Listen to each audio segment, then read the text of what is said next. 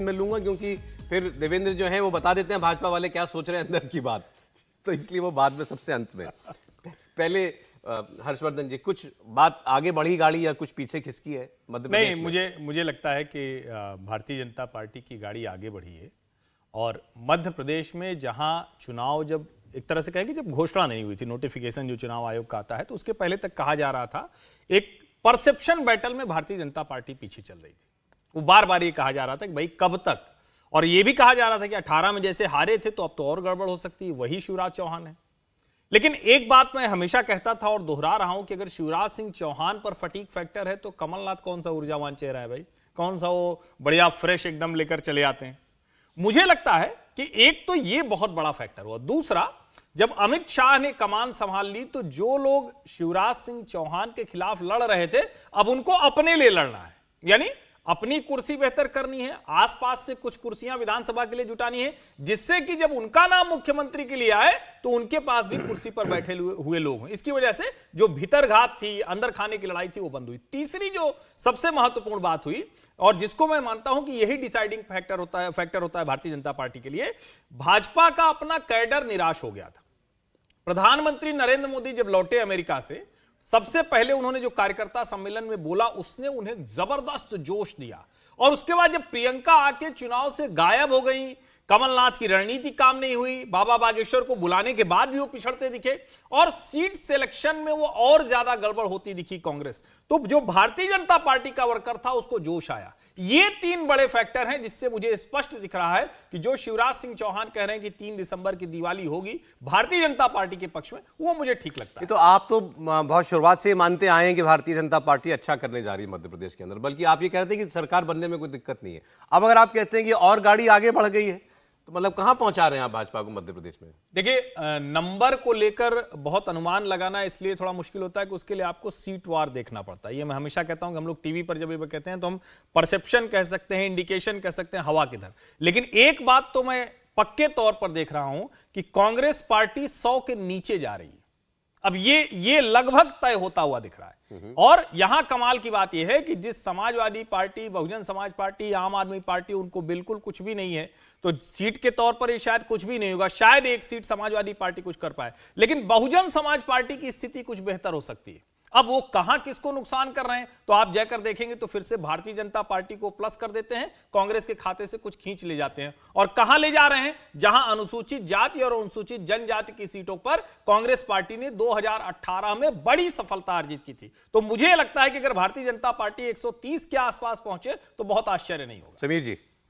बिल्कुल, मुझे लगता है कि भारतीय जनता पार्टी मध्य प्रदेश में बहुत बेहतर प्रदर्शन करने वाली है। ये बात सही है कि चुनाव आयोग की जब तारीखें जारी हुई उसके पहले तक कांग्रेस एक बेहतर स्थिति में नजर आ रही थी, लेकिन बाद में जिस हिसाब से टिकट वितरण के अंदर कुर्ता फाड़ का जो अभियान चला, कमलनाथ बनाम दिग्विजय सिंह का, और आपस के अंदर जिस पर उनके मतभेद रहे, और टिकट डिस्ट्रीब्यूशन में जैसे दोनों लोगों ने बड़ा हिस्सा मलाई का ले लिया कि अपने अपने लोगों को टिकट दिलवाए, और जिस हिसाब से कांग्रेस के अंदर बागी मैदान के अंदर है, मुझे लग रहा है कांग्रेस उन्हें मनाने में सफल भी नहीं रही। जब 3 तारीख को नामांकन की वापसी के दिन थी, कमलनाथ, दिग्विजय सिंह ने बहुत कोशिश की, लेकिन आज मध्य प्रदेश के 230 सीटों में से 35 सीटें ऐसी है जहां कांग्रेस के ही बागी खड़े हो गए, और जो बहुत तगड़ी चुनौती कांग्रेस के उम्मीदवार को दे रहे हैं। मुझे लग रहा है कांग्रेस के सबसे बड़ा नुकसान मध्य प्रदेश में ना समाजवादी पार्टी रहेगी, ना बहुजन समाज पार्टी रहेगी, ना आम आदमी पार्टी रहेगी। कांग्रेस को सबसे बड़ा नुकसान उसके बगावत करके उसके खड़े हुए नेता पहुंचाने जा रहे हैं। और भारतीय जनता पार्टी की अगर बात करें तो भारतीय जनता पार्टी ने बहुत बेहतर तरीके से टिकट डिस्ट्रीब्यूशन वहां पर किया। अपने सांसदों को तो उतारा ही उतारा, इसके अलावा संगठन के जिस हिसाब से लोगों को टिकट दिया, मुझे लग रहा है, और अमित भाई ने जिस तरीके से वहां पर संगठन की कमान संभाली है, और शिवराज सिंह चौहान लगातार प्रचार कर रहे हैं, मुझे लग रहा है भारतीय जनता पार्टी एक संगठित रूप से वहां चुनाव लड़ रही है, और कांग्रेस वहां पर दिग्विजय सिंह और कमलनाथ के क्षेत्र में बटी हुई है। इसके अलावा राहुल कहां से उतरी हुई गाड़ी लग रही है आपको? मुझे लग रहा है कांग्रेस की गाड़ी का, जहां तक मैं समझता हूं, ग्वालियर चंबल संभाग में जहां कांग्रेस ने बहुत बेहतर प्रदर्शन किया था 2018 में, वहां कांग्रेस की स्थिति इस बार मुझे लग रहा है कि बुरी होने वाली है। वहां पर भारतीय जनता पार्टी बहुत बेहतर करेगी।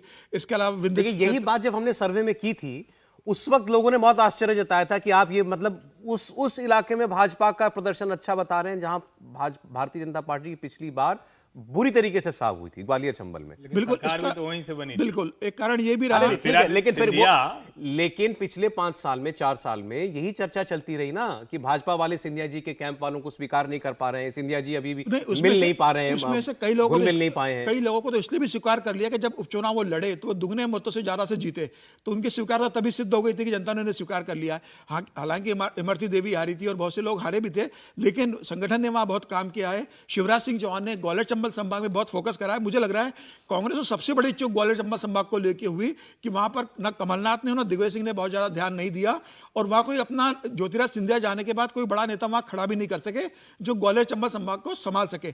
तो मुझे लग रहा है ग्वालियर चंबल संभाग में 35 सीटों में से बड़ा नुकसान कांग्रेस को होगा। इसके अलावा बाकी आदिवासी जो बेल्ट है, 82 सीटें रिजर्व है SC/ST के लिए मध्य प्रदेश के अंदर, वो क्षेत्र भी पिछली बार कांग्रेस के लिए एक बेहतर किया था।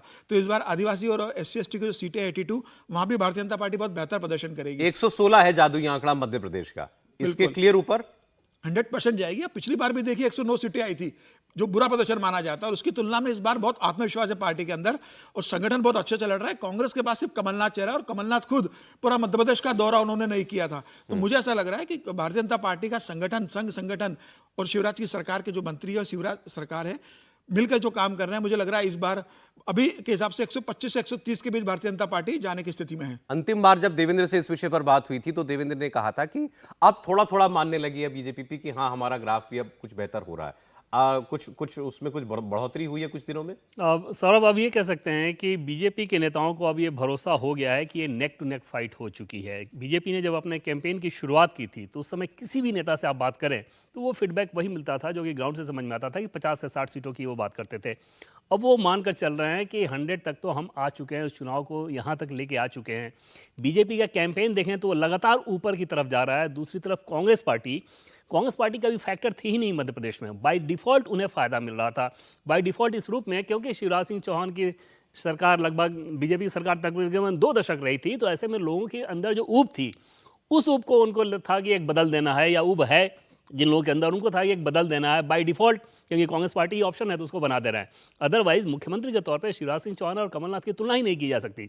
शिवराज सिंह चौहान बेहद शानदार मुख्यमंत्री रहे हैं, उपलब्धियों की बहुत लंबी फहरिस्त है उनके पास, लेकिन क्योंकि चेहरा देखते देखते एक थकान सी हो जाती है लोगों को, उस रूप में ये चर्चा काफ़ी ज़्यादा थी, उसका असर भी था। अब एक बड़ा फैक्टर ये है बीजेपी के लिए सौरभ, और बीजेपी की अगर जीत होती है तो वो फैक्टर सिर्फ और सिर्फ ये होगा, और ये बड़ी विडंबना है कि जिस मुख्यमंत्री के जिस फ्लैगशिप स्कीम यानी कि लाडली बहन योजना के चलते पार्टी ये सोच रही है कि वो जीत सकती है, मार्च से जिस प्रकार से ज़्यादा पैसे जाने लगे उसके बाद से उसमें बहुत ज़्यादा माहौल बना है। अगर महिलाओं ने एक मुश्त बीजेपी को वोट दिया जिसके पूरे संकेत दिख रहे हैं, तो बीजेपी इस मुकाबले को बहुत दिलचस्प मोड़ पे लेके जाएगी।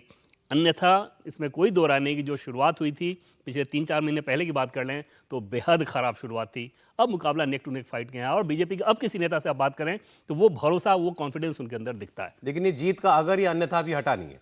बिल्कुल नहीं, अभी नहीं, अभी भी मुकाबला बहुत टफ है। जिस ग्वालियर चंबल की बात हो रही है सौरभ, पिछले बार के आप आंकड़े को देखेंगे जब नतीजे आएंगे तो उसमें इसमें कोई दो राय नहीं कि बीजेपी की संख्या में बढ़ोतरी होगी, लेकिन वहां भी वो कांग्रेस पार्टी के पीछे ही रहेगी अभी तक जो संकेत दिख रहे हैं उससे। एक लाइन इसमें, अगर सिर्फ ग्वालियर चंबल में भारतीय जनता पार्टी बढ़ गई, कांग्रेस के पीछे ही रहे, तो भी मजे से भारतीय जनता पार्टी बढ़ेगी, 100% बढ़ेगी अगर वो उसमें दो राय 100% नहीं। बढ़े। लेकिन एक बात मैं कहूंगा कि अगर ग्वालियर चंबल में बढ़ती है तो फिर जैसे हम लोगों ने आलोचना बड़ी की है ज्योतिरादित्य सिंधिया की अलग अलग समय पर, उसका श्रेय भी सिंधिया को देना चाहिए। मुझे वहां से जो लोग बता रहे हैं कि पहली बार राजमहल का कोई नेता, राजमाता विजय राजे सिंधिया, माधवराव सिंधिया, इनकी माधवराव जी की बहनें यानी उनकी बुआ, इन सब को लेकर अभी तक पहली बार कोई राजमहल का नेता इस तरह से मेहनत कर रहा है गांव गांव जाकर। और शायद ये जिसको कहते हैं ना कि उनको एक डर भी है, उनको डर है कि अगर वो नहीं कर पाए, क्योंकि प्रधानमंत्री नरेंद्र मोदी से जो चर्चाएं हैं, जो कहा जाता है कि उनको कहा जा रहा था कि आप भी लड़ जाइए, तो उन्होंने मना किया। उन्होंने कहा कि हमको लड़ाने की जरूरत नहीं है, वो मैं भरपाई कर दूंगा। और मैं आपको भरोसा दिलाता हूं कि जो 22 सीटें मैं लेकर आया था कांग्रेस से, जिसके बाद उपचुनाव में हम जीते, हम उसको बेहतर करके दिखाएंगे। अगर वहां से बेहतरी हो रही तो श्योर शॉट, जो मैं बार बार कह रहा हूं, 130 के आंकड़े को भारतीय जनता पार्टी पार कर सकती है। नहीं तो फिर आप वहां सिंधिया जी को श्रेय दे रहे हैं, तो तोमर जी को क्यों नहीं दे रहे हैं उस रीजन में श्रेय? अब चूंकि आपने पूछ लिया है तो तोमर जी का अपना चुनाव बहुत बुरी तरह से फंसा हुआ है। अच्छा। दिमनी में नरेंद्र सिंह तोमर के लिए बहुत मुश्किल है। बहुत मुश्किल है। वो चुनाव जीत पीछे सकते हैं, सौरभ, मंत्री वजह सब क्या कुछ है कि उस लेकिन मुश्किल है। कंस्टिट्यूंसी की अगर आप उसमें बात करें आप, तो सबसे ज़्यादा वहाँ पे ठाकुर वोटर हैं, यानी कि तोमर लगभग 50-55 हज़ार के आसपास होंगे। ब्राह्मण वोटर वहाँ पे लगभग 40 हज़ार के आसपास होंगे, और ट्रेडिशनली ब्राह्मण वर्सेस ठाकुर की लड़ाई वहाँ पे चलते रही है। इसमें एक बड़ी, उसमें बीएसपी का जो कैंडिडेट है वो ब्राह्मण है। एक बड़ी समस्या इस बार ये आ गई कि गुज्जरों और ठाकुरों की एक लड़ाई हुई, उसमें ठाकुर पक्ष के लोगों ने गोली चलाई। गोली चलाने के बाद समझा जा सकता है कि गुज्जर पक्ष के लोगों के अंदर नाराजगी, और दूसरी तरफ मुख्यमंत्री चले गए गुज्जर पक्ष में, और जो स्थानीय प्रशासन था उसने ठाकुरों के घर के ऊपर बुलडोजर चला दिया। तो उनको ये लगा कि भाई ये कैसी सरकार है जो हमारे घर पे ये बुलडोजर चला घटना रही है। अभी हाल फिलहाल की है। अभी हाल फिलहाल की घटना है। दूसरी चीज कि उनके बेटे का जो वीडियो आया उसने भी उसे डैमेज किया है। तो ये दो बड़ी समस्याएं उनके सामने आई हैं बीच चुनाव में, और सीट अपने आप में वो आसान सीट नहीं था, जैसा कि कंस्टिट्यूंसी के हिसाब से मैंने कन्फिगरेशन के हिसाब से इसलिए बताया, उतारा ही गया था उनको। इसीलिए से उनको उतारा ही गया था। और उस आसान सीट पर अगर ये दो बड़ी समस्याएं आ गई हैं तो समझा जा सकता है कि वो मुकाबला टफ है, फिर भी जीत होगी, ऐसा फीडबैक मिल रहा है। हम ग्वालियर में नरेंद्र सिंह तोमर की जो कॉन्स्टिट्यूंसी है दिमनी, उसमें दो बड़ी समस्या नरेंद्र सिंह को सामना करना पड़ रहा है। एक तो कांग्रेस से भी जो उम्मीदवार है वो भी ठाकुर है तोमर, नरेंद्र सिंह जी खुद ठाकुर है, और बसपा ने दंडोतिया को उतार दिया है वहाँ से, जो ब्राह्मण है वहाँ से उम्मीदवार। वो दंडोतिया का बहुत प्रभाव है, मतलब सिर्फ ब्राह्मणों में नहीं, उसका वहाँ ठाकुरों गुर्जरों में भी उसका अच्छा प्रभाव है। पहले विधायक रह चुका है वो दिमनी से, तो उसके उतारने के कारण एक त्रिकोणीय मुकाबला वहाँ पर हो चुका है। हालांकि आम आदमी पार्टी ने भी कैंडिडेट वहाँ उतारा है, लेकिन अब वो कितना करता है वो ठीक नहीं है। लेकिन मुझे ऐसा लग रहा है कि नरेंद्र सिंह तोमर को ठाकुर वोट ज़्यादा मिलेंगे, लेकिन अब ब्राह्मण वोट कहाँ जाते हैं। हालांकि नरेंद्र सिंह कोशिश कर रहे हैं कि ब्राह्मण का बड़ा वोट बैंक मिले, लेकिन फिलहाल वो त्रिकोणीय मामले में फंसे हुए। नरेंद्र सिंह जीतेंगे जरूर, लेकिन जीत का मार्जिन बहुत ज़्यादा फिलहाल नजर नहीं आ रहा है उनके जीत का। MP overall BJP